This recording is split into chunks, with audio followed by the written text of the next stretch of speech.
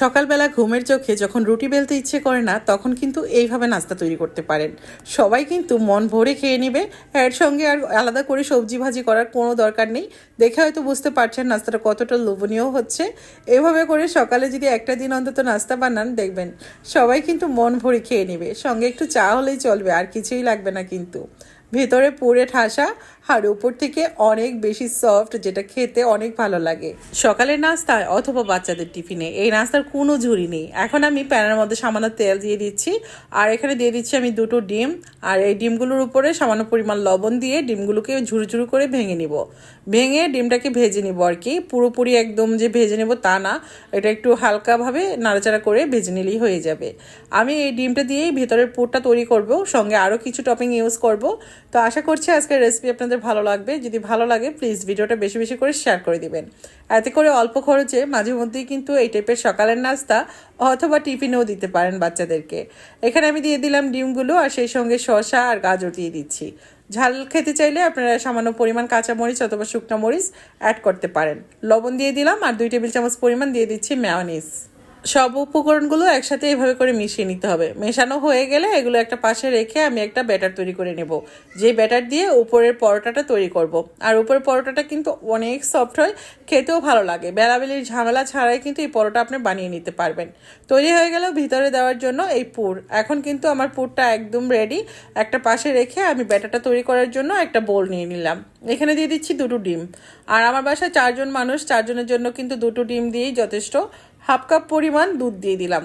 আমি এখানে আরও কিছু দুধ অ্যাড করব যদি আমার লাগে আর কি। এখানে আমি দিয়ে দিচ্ছি 1.5 কাপ পরিমাণ আটা। যেহেতু সকালের নাস্তাটা আমার বাসায় আটা দিয়ে তৈরি করি, তাই আটাটা দিয়ে দিলাম।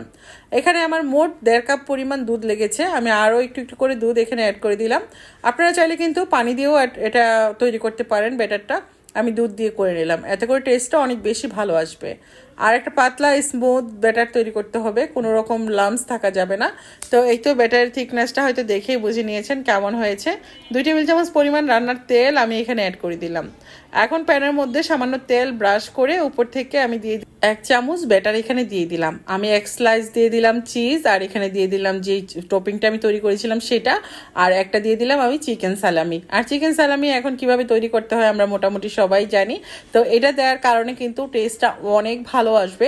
আমি এখন তুলে নিচ্ছি। এভাবে করে সবগুলো নাস্তা প্রথমে তৈরি করে নিচ্ছি।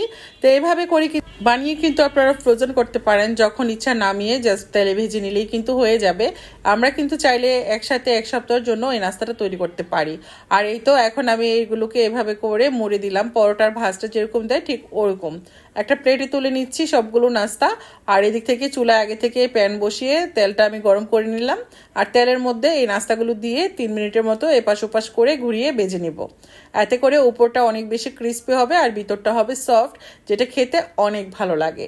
তো কেমন লাগছে আজকের রেসিপিটা কমেন্টের মাধ্যমে জানাবেন। ভালো লাগলে প্লিজ বেশি বেশি করে শেয়ার করবেন।